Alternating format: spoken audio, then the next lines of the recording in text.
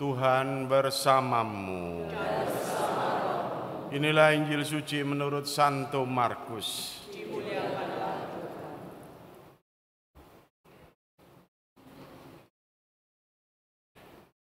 Sekali peristiwa datanglah orang-orang Farisi hendak mencoba Yesus. Mereka bertanya kepadanya, "Bolehkah seorang suami menceraikan istrinya?" Tetapi Yesus menjawab kepada mereka, "Apa perintah Musa kepada kamu?"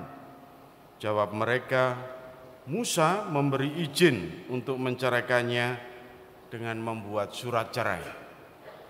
Lalu Yesus berkata kepada mereka, "Justru karena kekerasan hatimulah, maka Musa menulis perintah itu untukmu.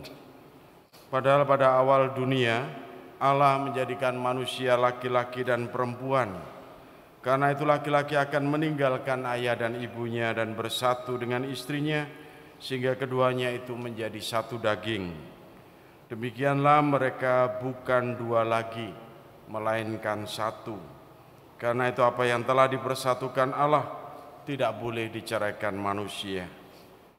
Ketika sudah tiba di rumah, para murid bertanya lagi tentang hal itu kepada Yesus.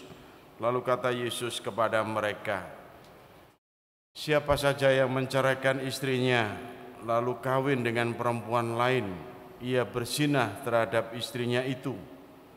Jika si istri menceraikan suaminya, lalu kawin dengan laki-laki lain, ia berzinah." Demikianlah sabda Tuhan. Terpujilah Kristus.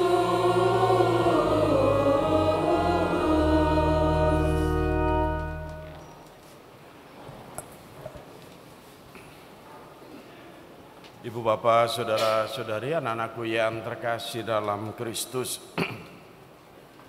pekan-pekan ini kita dibuat sungguh prihatin ya, dengan beberapa peristiwa yang tragis yang ada di kota Surabaya. Yang jelas itu kisah tragis tentang mungkin juga bagian saudara kita, mahasiswa-mahasiswi yang bunuh diri dengan menjatuhkan diri di kampus. Ini mengagetkan, beruntun. Tidak selang 1 bulan 2 bulan gitu. Tapi pasti di balik itu orang akan juga bertanya, bagaimana dengan keluarganya? Itu pertanyaan pertama pasti muncul begitu. Apa yang menyebabkan? Bagaimana reaksi keluarga? Apakah ada masalah keluarga? Ya. Mungkin penjelasan berikutnya baru kita mengenal dan mengetahui dari berita-berita, ya bisa jadi bukan semata-mata keluarga, bisa jadi karena faktor ini dan faktor itu. Tapi pertanyaan pertama pasti bagaimana dengan keluarga, apakah ada masalah dengan keluarga. Nah ini Bapak Ibu saudara-saudari yang terkasih dalam Kristus, kita melihat betapa berharganya keluarga itu ya. Keluarga itu menjadi satu sel yang paling penting di dalam masyarakat. Bahkan kita bisa melihat bukan hanya di dalam masyarakat, tetapi di dalam gereja. Sehingga disebut keluarga itu justru Ecclesia Domestika, keluarga rumah tangga. Ini bagian satu sel terkecil dalam kehidupan yang sangat menentukan untuk kehidupan selanjutnya dan kehidupan selanjutnya. Dan saya yakin Anda dan saya, kita semua ini lahir dari keluarga, tidak dari sebuah tanaman, tumbuhan atau binatang. Kita semua ini lahir dari keluarga manusia dan itu keluarga yang penting dalam kehidupan kita. Dan itulah kita bisa melihat dalam sebagai gereja rumah tangga ini, keluarga itu makanya digambarkan disitulah tercipta pertumbuhan yang paling maksimal kehidupan manusia itu, baik secara jasmani maupun secara rohani. Sekolah, asrama, dan hal-hal yang lain itu membantu saja. Tapi yang utama sebenarnya adalah keluarga itu. Makanya di dalam keluarga itu selalu saja ada pertumbuhan baik yang jasmani maupun yang rohani kan, yang luar biasa. Digambarkan bagaimana di situ orang bisa saling mengasihi, saling membahagiakan. Kalau ada kesalahan bisa saling mengampuni. Bahkan di situ kemudian juga bisa saling menumbuhkan dan saling mendukung. Anak yang mungkin banyak dibully di luar, dia bisa sangat diteguhkan oleh keluarganya juga. Seorang istri atau suami yang bekerja berat, pulang keluarga itu menjadi oase, sesuatu yang menguatkan kembali untuk perjuangannya. Dan pondasi dari keluarga intinya adalah ya relasi pasangan suami istri. Kita dengarkan dari Injil yang Tuhan Yesus katakan, bagaimana pria dan wanita itu disatukan dan tidak boleh dicerikan. Di dalam bacaan pertama itu jelas bagaimana gambaran keluarga itu dibangun dari persatuan pria dan wanita. Ini panggilan umum. Ya memang ada panggilan khusus orang-orang yang menyediakan diri untuk tidak mengambil bagian dalam karya keluarga ini dengan membaktikan kehidupannya. Ya. Tapi kita melihat bahwa seluruhnya pondasi. Saya pun lahir dari keluarga Bapak Ibu. Saya bukan lahir dari seorang pastor laki-laki lalu mecotot metu romo pras gitu, enggak. Saya lahirnya juga dari keluarga. Jadi panggilan khusus pun lahirnya dari panggilan umum. Dan yang menjadi pondasi adalah suami istri ini. Kalau hubungan suami istri ini kemudian menjadi rusak, lalu bisa jadi rusak seluruh keluarga itu. Itu jelas. Kita bisa melihat bahwa itu yang dimasalahkan oleh orang-orang Farisi. Dan Yesus mengatakan, karena ketegaran hatimulah Musa memberikan surat cerai. Bukan karena Allah. Allah itu sungguh menyatukan.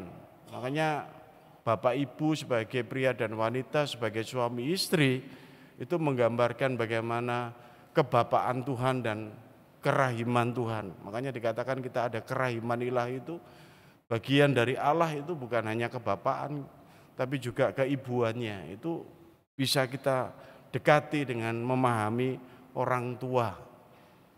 Ayah yang menggambarkan kebapaan Allah, ibu yang menggambarkan keibuan dan kerahiman Allah, yang merawat, menyembuhkan, ya, menumbuhkan.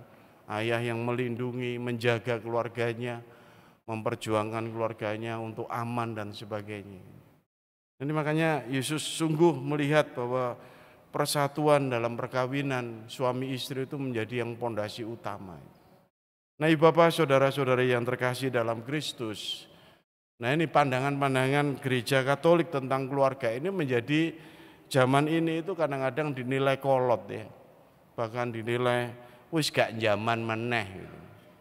Kalau kita bisa melihat hanya Gereja Katolik satu-satunya institusi yang jelas mengatakan tidak boleh ada perceraian. Nggak tahu di hukum agama yang lain atau gereja yang lain atau apa yang lain. Rasanya kok gampang-gampang saja. Ya, gak cocok masakane cerai. Gak dikei nafsu lahir batin cerai. Ya, hati-hati dikit cerai gitu. Cek gampangnya gitu. Bahkan kemarin itu kita bisa melihat ada peraturan pemerintah yang menyatakan bahwa orang mau menikah sekarang harus mengikuti kursus. Ya, saya mengatakan di Gereja Katolik ini kami sudah lama tradisi itu sudah ratusan tahun. Wong sing di kursus saja isok gak karu-karuan apa meneh sing gak di kursus kan. Nah ini Bapak Ibu saudara-saudari yang terkasih. Lalu kalau kita melihat begitu berharganya perkawinan, maka sungguh itu adalah diberkati di hadapan Tuhan dan di hadapan gerejanya, dan cintanya itu menggambarkan betul bagaimana hubungan Kristus dengan gerejanya. Dia yang rela menderita demi keselamatan umatnya, itu seperti keluarga itu mau menderita demi orang-orang yang dikasihinya gitu. Sering pertanyaan itu kan lempar-lemparan tanggung jawab sekarang itu kalau terjadi apa-apa pada anak itu ya. Iku salah bapake iku, papanya iku tanggung jawab. Enggak, mamane kamu kan sing lairno ya kamu yang tanggung jawab. Iki suami istri sok saling menyalahkan perkara anak iki ya apa? Wong gawe ini bareng-bareng. Ya kan? Lalu mungkin terpengaruh dengan ya kepala keluarga adalah laki-laki, itu budaya. Di dalam bacaan pertama digambarkan ya. Atau pengaruh dari agama lain bahwa yang pria, yang utama, yang wanita itu hanya ngikut saja kemana-mana. Enggak. Lalu mengatakan ada yang ngajaran bahwa suami itu imam keluarga, Masya Allah. Di dalam gereja Katolik tidak begitu.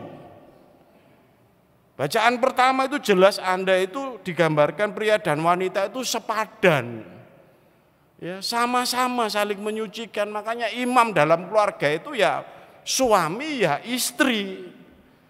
Tanggung jawabnya ya menjadi tanggung jawab berdua gitu.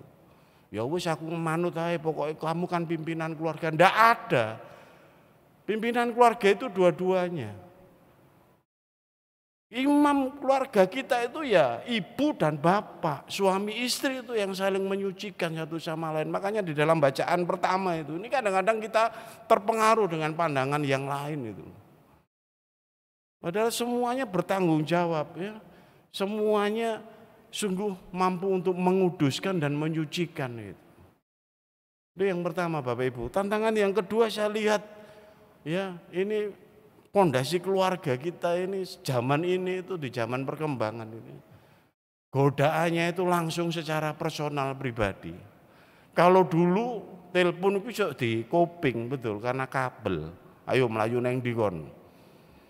Mau bisik-bisik mesra konangan. Ya sekarang di kamar mandi aja bisa selingkuh kok. Ya karena godaannya itu sampai personal. Ya, dan banyak pelakor pebinor itu suka mama-mama muda, papa-papa muda, itu suka sekali. Ya, menurut saya itu godaan Anda sebagai keluarga zaman ini tuh lebih berat dibanding keluarga yang dulu. Sungguh. Dan itu harus kita punya daya perjuangan yang lebih gitu. Ya. Kenapa? Ya godaan pertama paling gampang itu di tempat kerja. Ketemu sudah mandi, ketemu sudah wangi, ya nyenengno memang. Pulang ke rumah ketemu istri, ketemu suami pulang kerja wis keringetan teler, ketemu istri sing ngelombrot, ya males. Makanya godaannya di tempat kerja, ya wangi kabeh, resik kabeh. Tapi lihat itu ada suami istrimu yang berjuang untuk dirimu itu. Jangan lihat penampilannya yang enggak karu-karuan, itu peluh untuk cinta. Yang kedua, yang ketiga, mungkin godaan kita zaman ini zaman komunikasi. Belum sampai 50 tahun Anda pegang HP ini. Saya merasa saya tak bisa imam pertama itu baru pegang HP. Itu pun HP ini ulek-ulek gede-gede. Sekarang itu bisa lihat dari muka ke muka, bahkan bisa di semuti di sing elek dadi ayu, sing elek dadi ganteng, ya saiki iso godaan gitu ya.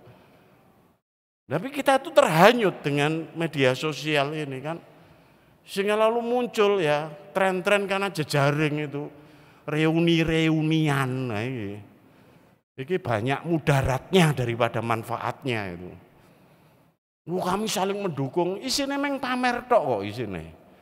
Yang kedua, yang bahaya itu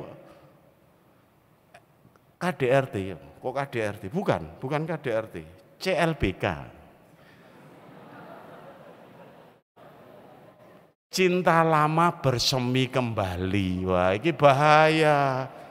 Ya reunian ini diwaspadai untuk suami istri zaman ini, hati-hati itu. Ya, ini kan teman saya dulu kan sudah sama-sama menikah, lo belum tentu menjamin. Setrumnya masih tersimpan pokoknya.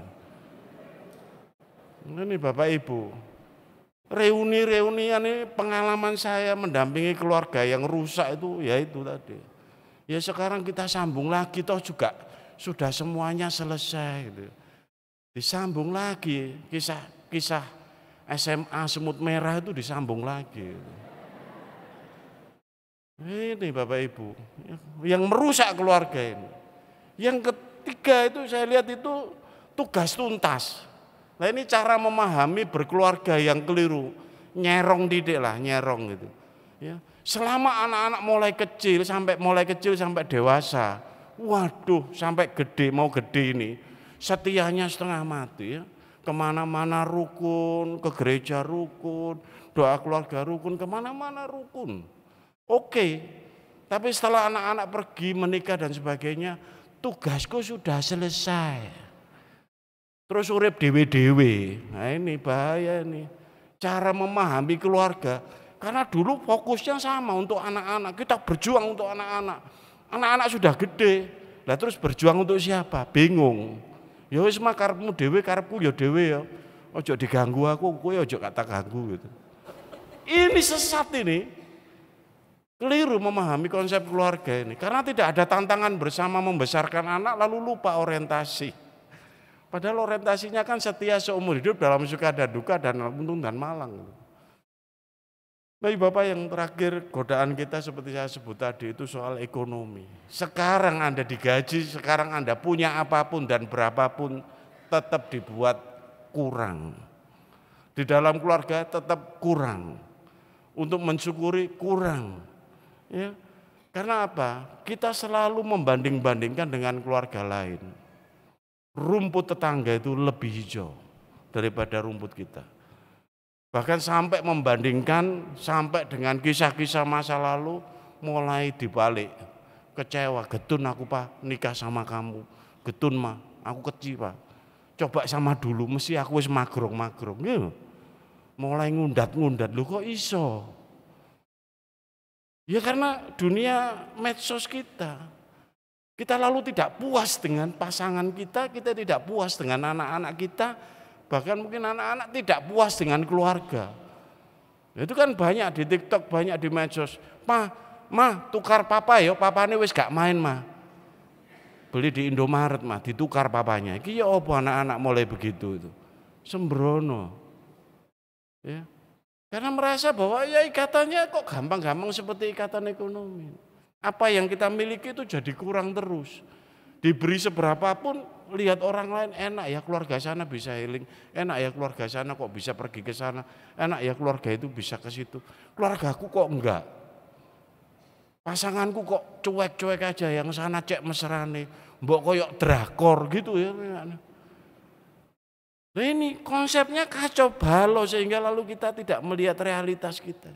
Ingat Bapak Ibu saudara-saudari yang terkasih, apa yang dipersatukan Allah, jangan sekali-kali manusia itu menceraikan. Allah itu tidak memberikan kepada Anda pasangan yang sempurna. Saya yakin Allah memberikan kepada Anda itu pasangan yang cocok, yang mampu memahami Anda. Refleksi saya itu seperti bapak ibu saya. Saya punya bapak ibu yang sampai sekarang itu menurut saya contoh cocok. Karena apa? Bapak ini orangnya pendiam sekali bapak saya itu. Ibu saya bangun tidur sampai mau tidur enggak. Cerewete setengah mati. Ya itu imbang. Saling cocok itu begitu, yang satu diem, yang satu cerewet itu. Coba cerewet kabeh, bahaya. Diem-dieman semua, rumahnya jadi hantu itu. Meneng tola-toleto, senyum-senyum, ya aneh. Pasangan Anda itu diberi Tuhan itu yang paling cocok, tidak yang sempurna. Jangan cari yang sempurna, tapi ada pasangan yang sungguh-sungguh diberikan yang mau berkorban, yang cocok dengan kehidupan Anda, dan mau berkorban untuk keluarga Anda, mengasihi Anda, mengasihi anak-anak. Mari kita sungguh menghargai dalam minggu biasa yang ke-27 ini, kita mohon rahmat cinta kasih untuk dalam perkawinan. Kita mohon rahmat cinta kasih untuk suami istri yang sungguh-sungguh mau mengampuni satu sama lain. Dalam sejarah mungkin Anda pernah dikhianati, dalam sejarah mungkin Anda pernah disakiti orang yang paling Anda kasihi. Kesempatan saya tidak bisa ngampuni Romo, mohon rahmat pengampunan. Dalam kesempatan ini juga kita mohon rahmat pengorbanan dari Tuhan, supaya bisa mengerti kita itu tidak egois. Tantangan zaman ini adalah kita mudah egois dan tidak merasa dibahagiakan oleh orang-orang yang kita kasihi. Kesempatan kita seperti Dia, Tuhan kita, yang mau berkorban bagi umatnya, kita berkorban bagi pasangan kita berkorban bagi keluarga Dan disitulah kemenangan yang kuat, kemenangan yang terus-menerus, kemenangan yang terus menjadi pondasi bagi anak cucu kita. Semoga kita semakin diteguhkan dengan kekuatan rahmat Tuhan, semoga semakin diteguhkan juga dengan kehadiran pasangan, dan semoga kita saling mampu menghormati dan menghargai pasangan kita masing-masing. Berkat Tuhan menyertai kita semua.